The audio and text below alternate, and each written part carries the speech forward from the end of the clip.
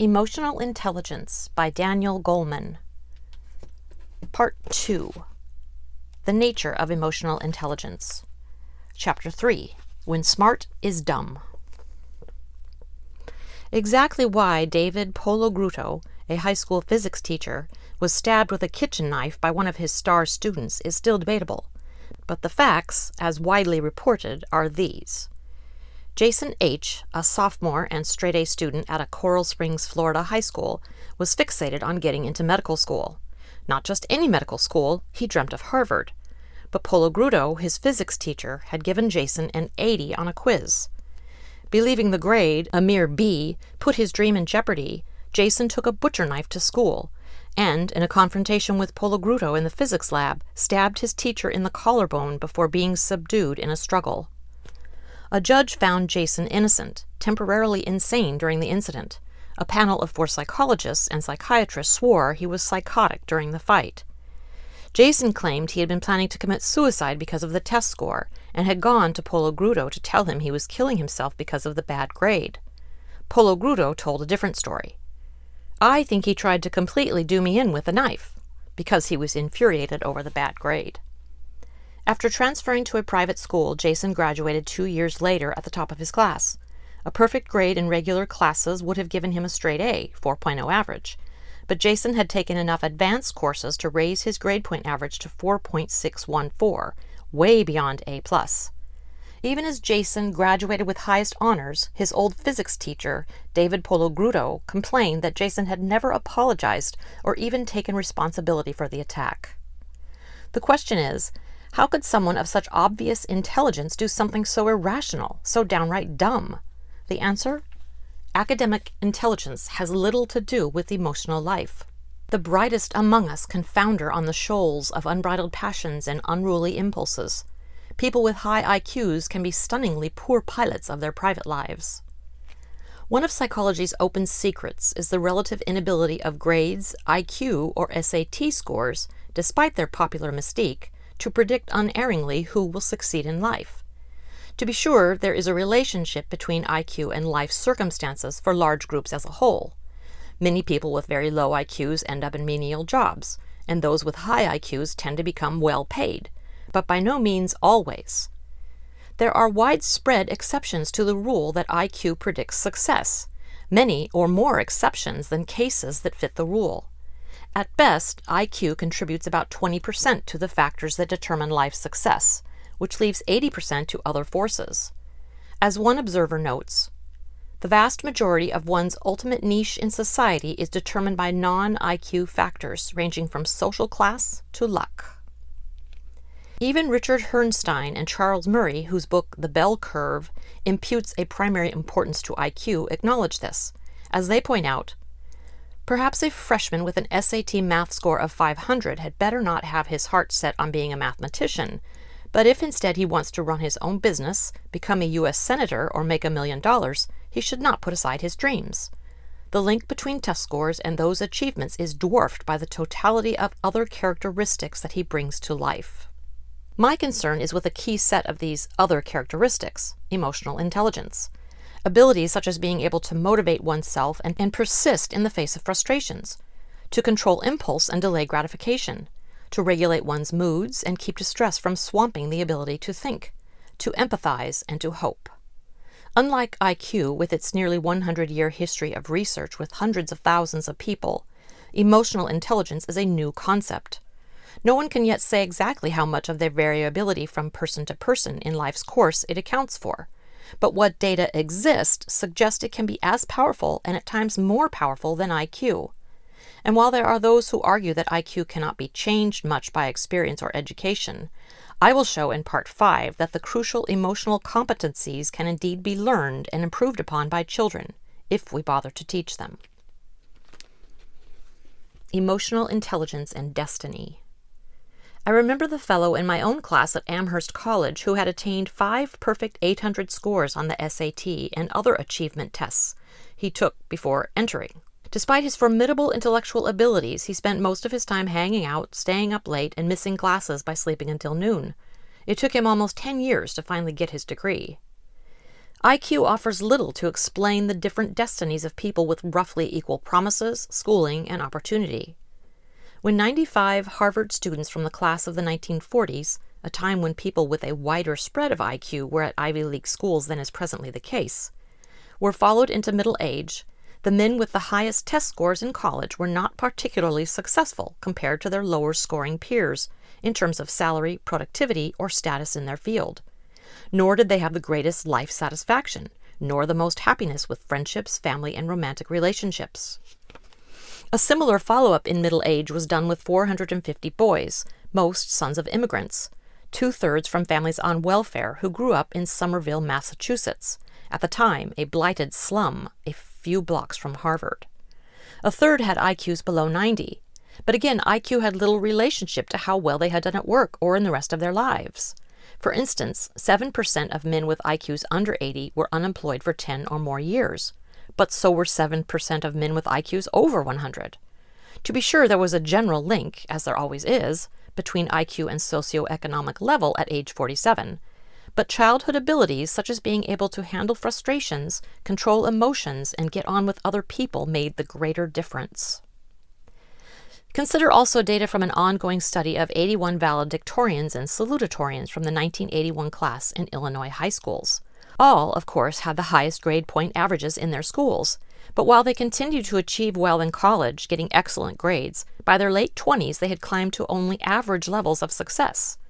10 years after graduating from high school, only 1 in 4 were at the highest level of young people of comparable age in their chosen profession, and many were doing much less well. Karen Arnold, professor of education at Boston University, one of the researchers tracking the valedictorians, explains, "I think we've discovered the dutiful, people who know how to achieve in the system, but valedictorians struggle as surely as we all do. To know that a person is a valedictorian is to know only that he or she is exceedingly good at achievement as measured by grades. It tells you nothing about how they react to the vicissitudes of life." And that is the problem.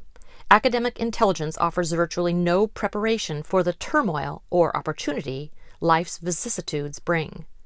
Yet even though a high IQ is no guarantee of prosperity, prestige, or happiness in life, our schools and our culture fixate on academic abilities, ignoring emotional intelligence, a set of traits, some might call it character, that also matters immensely for our personal destiny. Emotional life is a domain that, as surely as math or reading, can be handled with greater or lesser skill and requires its unique set of competencies. And how adept a person is at those is crucial to understanding why one person thrives in life while another, of equal intellect, dead ends.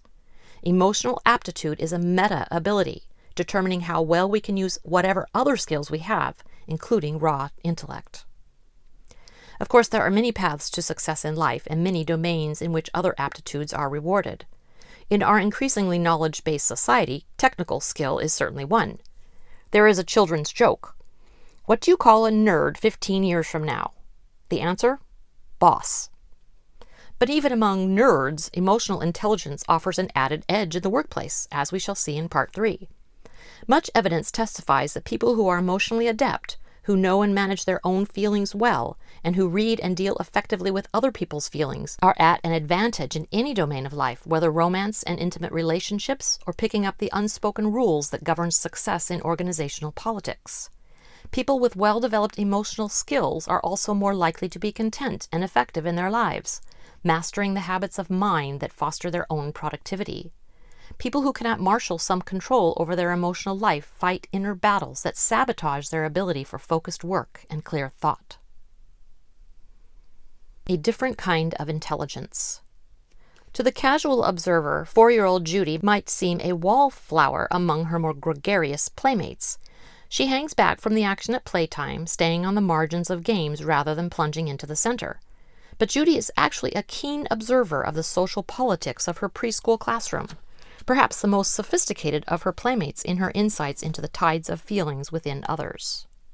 Her sophistication is not apparent until Judy's teacher gathers the 4-year-olds around to play what they call the classroom game. The classroom game, a dollhouse replica of Judy's own preschool classroom with stick figures who have for heads small photos of the students and teachers, is a test of social perceptiveness. When Judy's teacher asks her to put each girl and boy in the part of the room they like to play in most, the art corner, the blocks corner, and so on, Judy does so with complete accuracy. And when asked to put each boy and girl with the children they like to play with most, Judy shows she can match best friends for the entire class. Judy's accuracy reveals that she has a perfect social map of her class, a level of perceptiveness exceptional for a 4-year-old. These are the skills that in later life might allow Judy to blossom into a star in any of the fields where people skills count, from sales and management to diplomacy. That Judy's social brilliance was spotted at all, let alone this early, was due to her being a student at the Elliott Pearson Preschool on the campus of Tufts University, where Project Spectrum, a curriculum that intentionally cultivates a variety of kinds of intelligence, was then being developed. Project Spectrum recognizes that the human repertoire of abilities goes far beyond the 3 R's, the narrow band of word and number skills that schools traditionally focus on. It acknowledges that capacities such as Judy's social perceptiveness are talents that an education can nurture rather than ignore or even frustrate. By encouraging children to develop a full range of the abilities that they will actually draw on to succeed, or use simply to be fulfilled in what they do, school becomes an education in life skills. The guiding visionary behind Project Spectrum is Howard Gardner, a psychologist at the Harvard School of Education. The time has come, Gardner told me, to broaden our notion of the spectrum of talents. The single most important contribution education can make to a child's development is to help him toward a field where his talents best suit him, where he will be satisfied and competent. We've completely lost sight of that. Instead, we subject everyone to an education where, if you succeed, you will be best suited to be a college professor. And we evaluate everyone along the way according to whether they meet that narrow standard of success.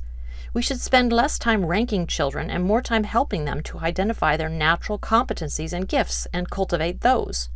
There are hundreds and hundreds of ways to succeed, and many, many different abilities that will help you get there. If anyone sees the limits of the old ways of thinking about intelligence, it is Gardner.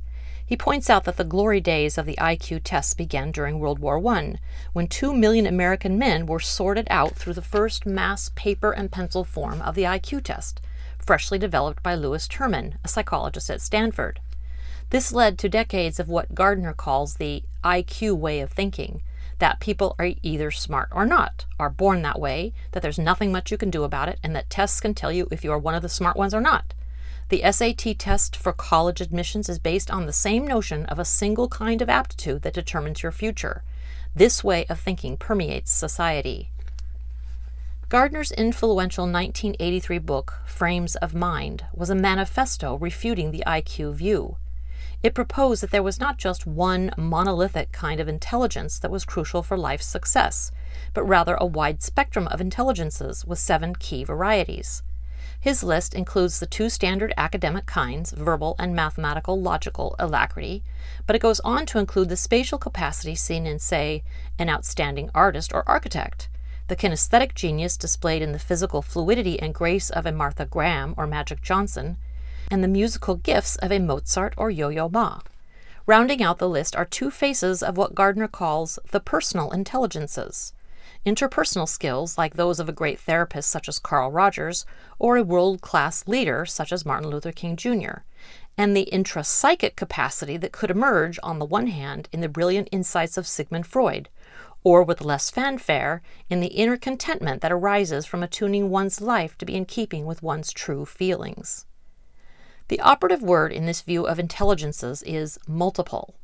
Gardner's model pushes way beyond the standard concept of IQ as a single, immutable factor. It recognizes that the tests that tyrannized us as we went through school, from the achievement tests that sorted us out into those who would be shunted toward technical schools and those destined for college, to the SATs that determined what, if any, college we would be allowed to attend, are based on a limited notion of intelligence, one out of touch with the true range of skills and abilities that matter for life over and beyond IQ. Gardner acknowledges that 7 is an arbitrary figure for the variety of intelligences. There is no magic number to the multiplicity of human talents. At one point, Gardner and his research colleagues had stretched these 7 to a list of 20 different varieties of intelligence. Interpersonal intelligence, for example, broke down into 4 distinct abilities: leadership, the ability to nurture relationships and keep friends, the ability to resolve conflicts, and skill at the kind of social analysis that 4-year-old Judy excels at. This multifaceted view of intelligence offers a richer picture of a child's ability and potential for success than the standard IQ. When Spectrum students were evaluated on the Stanford-Binet Intelligence Scale, once the gold standard of IQ tests, and again by a battery designed to measure Gardner's spectrum of intelligences, there was no significant relationship between children's scores on the two tests. The 5 children with the highest IQs, from 125 to 133, showed a variety of profiles on the 10 strengths measured by the spectrum test. For example, of the 5 smartest children, according to the IQ tests, 1 was strong in 3 areas, 3 had strengths in 2 areas, and 1 smart child had just 1 spectrum strength. Those strengths were scattered. 4 of these children's strengths were in music, 2 in the visual arts, 1 in social understanding, 1 in logic, 2 in language. None of the 5 high IQ kids were strong in movement, numbers, or mechanics. Movement and numbers were actually weak spots for 2 of these 5. Gardner's conclusion was that the Stanford-Binet Intelligence Scale did not predict successful performance across or on a consistent subset of spectrum activities. On the other hand, the spectrum scores give parents and teachers clear guidance about the realms that these children will take a spontaneous interest in, and where they will do well enough to develop the passions that could one day lead beyond proficiency to mastery. Gardner's thinking about the multiplicity of intelligence continues to evolve. Some 10 years after he first published his theory, Gardner gave these nutshell summaries of the personal intelligences. Interpersonal intelligence is the ability to understand other people, what motivates them, how they work, how to work cooperatively with them. Successful salespeople, politicians, teachers, clinicians, and religious leaders are all likely to be individuals with high degrees of interpersonal intelligence. Intrapersonal intelligence, it is a correlative ability turned inward. It is the capacity to form an accurate, veridical model of oneself and to be able to use that model to operate effectively in life. In another rendering, Gardner noted that the core of interpersonal intelligence includes the capacities to discern and respond appropriately to the moods, temperaments, motivations, and desires of other people. In intrapersonal intelligence, the key to self-knowledge, he included access to one's own feelings and the ability to discriminate among them and draw upon them to guide behavior. Spock versus data when cognition is not enough. There is one dimension of personal intelligence that is broadly pointed to but little explored in Gardner's elaborations, the role of emotions. Perhaps that is so because, as Gardner suggested to me, his work is so strongly informed by a cognitive science model of mind. Thus his view of these intelligences emphasizes cognition, the understanding of oneself and of others in motives, in habits of working, and in putting that insight into use in conducting one's own life and getting along with others. But like the kinesthetic realm, where physical brilliance manifests itself nonverbally, the realm of the emotions extends too beyond the reach of language and cognition. While there is ample room in Gardner's descriptions of the personal intelligences for insight into the play of emotions and mastery in managing them, Gardner and those who work with him have not pursued in great detail the role of feeling in these intelligences, focusing more on cognitions about feeling. This focus, perhaps unintentionally, leaves unexplored the rich sea of emotions that makes the inner life and relationships so complex, so compelling, and so often puzzling. And it leaves yet to be plumbed both the sense in which there is intelligence in the emotions and the sense in which intelligence can be brought to emotions. Gardner's emphasis on the cognitive elements in the personal intelligences reflects the zeitgeist of psychology that has shaped his views. Psychology's overemphasis on cognition, even in the realm of emotion, is, in part, due to a quirk in the history of that science. During the middle decades of this century, academic psychology was dominated by behaviorists in the mold of B.F. Skinner, who felt that only behavior that could be seen objectively from the outside could be studied with scientific accuracy. The behaviorists ruled all inner life, including emotions, out of bounds for science. Then, with the coming in the late 1960s of the cognitive revolution, the focus of psychological science turned to how the mind registers and stores information and the nature of intelligence. But emotions were still off limits. Conventional wisdom among cognitive scientists held that intelligence entails a cold, hard-nosed processing of fact. It is hyper-rational, rather like Star Trek's Mr. Spock, the archetype of dry information bites unmuddied by feeling, embodying the idea that emotions have no place in intelligence and only muddle our picture of mental life. The cognitive scientists who embrace this view have been seduced by the computer as the operative model of mind, forgetting that in reality the brain's wetware is awash in a messy, pulsating puddle of neurochemicals, nothing like the sanitized, orderly silicon that has spawned the guiding metaphor for mind. The predominant models among cognitive scientists of how the mind processes information have lacked an acknowledgement that rationality is guided by, and can be swamped by, feeling. The cognitive model is, in this regard, an impoverished view of the mind, one that fails to explain the Sturm und Drang of feelings that brings flavor to the intellect. In order to persist in this view, cognitive scientists themselves have had to ignore the relevance for their models of mind of their personal hopes and fears, their marital squabbles and professional jealousies, the wash of feeling that gives life its flavor and its urgencies, and which in every moment biases exactly how, and how well or poorly, information is processed. The lopsided scientific vision of an emotionally flat mental life, which has guided the last 80 years of research on intelligence, is gradually changing as psychology has begun to recognize the essential role of feeling in thinking.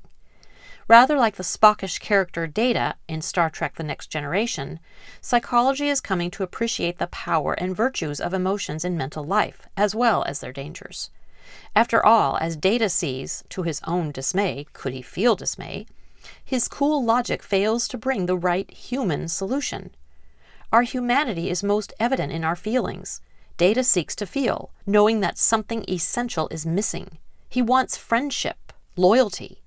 Like the Tin Man in The Wizard of Oz, he lacks a heart. Lacking the lyrical sense that feeling brings, Data can play music or write poetry with technical virtuosity, but not feel its passion. The lesson of Data's yearning for yearning itself is that the higher values of the human heart, faith, hope, devotion, love, are missing entirely from the coldly cognitive view. Emotions enrich. A model of mind that leaves them out is impoverished. When I asked Gardner about his emphasis on thoughts about feelings, or metacognition, more than on emotions themselves, he acknowledged that he tended to view intelligence in a cognitive way, but told me, "When I first wrote about the personal intelligences, I was talking about emotion, especially in my notion of intrapersonal intelligence. One component is emotionally tuning into yourself. It's the visceral feeling signals you get that are essential for interpersonal intelligence. But as it has developed in practice, the theory of multiple intelligence has evolved to focus more on metacognition, that is, awareness of one's mental processes, rather than on the full range of emotional abilities." Even so, Gardner appreciates how crucial these emotional and relationship abilities are in the rough and tumble of life. He points out that many people with IQs of 160 work for people with IQs of 100, if the former have poor intrapersonal intelligence and the latter have a high one. And in the day-to-day world, no intelligence is more important than the interpersonal. If you don't have it, you'll make poor choices about who to marry, what job to take, and so on.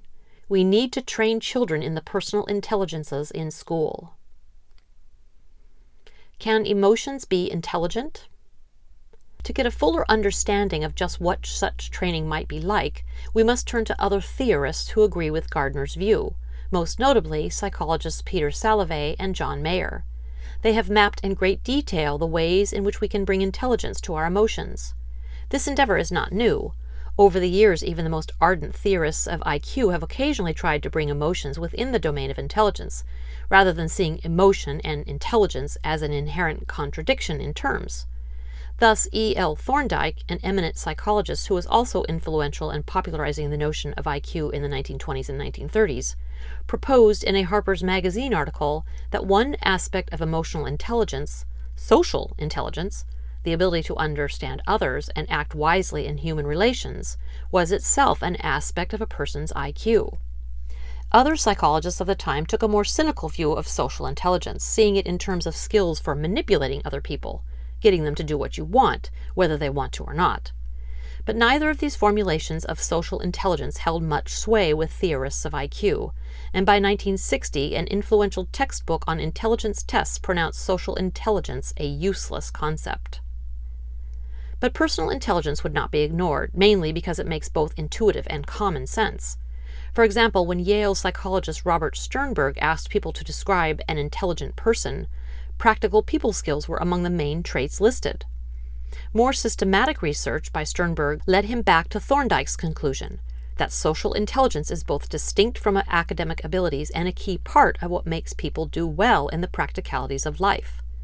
Among the practical intelligences that are, for instance, so highly valued in the workplace is the kind of sensitivity that allows effective managers to pick up tacit messages. In recent years, a growing group of psychologists has come to similar conclusions, agreeing with Gardner that the old concepts of IQ revolved around a narrow band of linguistic and math skills, and that doing well on IQ tests was most directly a predictor of success in the classroom or as a professor, but less and less so as life's paths diverged from academia. These psychologists, Sternberg and Salovey among them, have taken a wider view of intelligence, trying to reinvent it in terms of what it takes to lead life successfully. And that line of inquiry leads back to an appreciation of just how crucial personal or emotional intelligence is. Salovey, with his colleague John Mayer, offered an elaborated definition of emotional intelligence, expanding these abilities into 5 main domains. 1. Knowing one's emotions. Self-awareness, recognizing a feeling as it happens, is the keystone of emotional intelligence. As we will see in Chapter 4, the ability to monitor feelings from moment to moment is crucial to psychological insight and self-understanding. An inability to notice our true feelings leaves us at their mercy. People with greater certainty about their feelings are better pilots of their lives, having a surer sense of how they really feel about personal decisions, from whom to marry to what job to take. 2. Managing emotions. Handling feelings so they are appropriate is an ability that builds on self-awareness. Chapter 5 will examine the capacity to soothe oneself, to shake off rampant anxiety, gloom, or irritability, and the consequences of failure at this basic emotional skill. People who are poor in this ability are constantly battling feelings of distress, while those who excel in it can bounce back far more quickly from life's setbacks and upsets. 3. Motivating oneself. As Chapter 6 will show, marshaling emotions in the service of a goal is essential for paying attention, for self-motivation and mastery, and for creativity. Emotional self-control, delaying gratification and stifling impulsiveness, underlies accomplishment of every sort. And being able to get into the flow state enables outstanding performance of all kinds. People who have this skill tend to be more highly productive and effective in whatever they undertake. 4. Recognizing emotions in others. Empathy, another ability that builds on emotional self-awareness, is the fundamental people skill. Chapter 7 will investigate the roots of empathy, the social cost of being emotionally tone-deaf, and the reason empathy kindles altruism. People who are empathetic are more attuned to the subtle social signals that indicate what others need or want. This makes them better at callings such as the caring professions, teaching, sales, and management. 5. Handling relationships. The art of relationships is, in large part, skill in managing emotions in others. Chapter 8 looks at social competence and incompetence and the specific skills involved. These are the abilities that undergird popularity, leadership, and interpersonal effectiveness. People who excel in these skills do well at anything that relies on interacting smoothly with others. They are social stars. Of course, people differ in their abilities in each of these domains. Some of us may be quite adept at handling, say, our own anxiety, but relatively inept at soothing someone else's upsets. The underlying basis for our level of ability is, no doubt, neural, but as we will see, the brain is remarkably plastic, constantly learning. Lapses in emotional skills can be remedied. To a great extent, each of these domains represents a body of habit and response that, with the right effort, can be improved on. IQ and emotional intelligence, pure types. IQ and emotional intelligence are not opposing competencies, but rather separate ones. We all mix intellect and emotional acuity. People with a high IQ but low emotional intelligence, or low IQ and high emotional intelligence, are, despite the stereotypes, relatively rare. Indeed, there is a slight correlation between IQ and some aspects of emotional intelligence, though small enough to make clear these are largely independent entities. Unlike the familiar tests for IQ, there is as yet no single paper and pencil test that yields an emotional intelligence score, and there may never be one. Although there is ample research on each of its components, some of them, such as empathy, are best tested by sampling a person's actual ability at the task, for example by having them read a person's feelings from a video of their facial expressions. Still, using a measure for what he calls ego resilience, which is quite similar to emotional intelligence, it includes the main social and emotional competencies, Jack Block, a psychologist at the University of California at Berkeley, has made a comparison of two theoretical pure types: people high in IQ versus people high in emotional aptitudes. The differences are telling. The high IQ pure type, that is, setting aside emotional intelligence, is almost a caricature of the intellectual, adept in the realm of mind but inept in the personal world. The profiles differ slightly for men and women. The high IQ male is typified, no surprise, by a wide range of intellectual interests and abilities. He is ambitious and productive, predictable and dogged, and untroubled by concerns about himself. He also tends to be critical and condescending, fastidious and inhibited, uneasy with sexuality and sensual experience, unexpressive and detached, and emotionally bland and cold. By contrast, men who are high in emotional intelligence are socially poised, outgoing and cheerful, not prone to fearfulness or worried rumination. They have a notable capacity for commitment to people or causes, for taking responsibility, and for having an ethical outlook. They are sympathetic and caring in their relationships. Their emotional life is rich but appropriate. They are comfortable with themselves, others, and the social universe they live in. Purely high IQ women have the expected intellectual confidence, are fluent in expressing their thoughts, value intellectual matters, and have a wide range of intellectual and aesthetic interests. They also tend to be introspective, prone to anxiety, rumination, and guilt, and hesitate to express their anger openly, though they do so indirectly.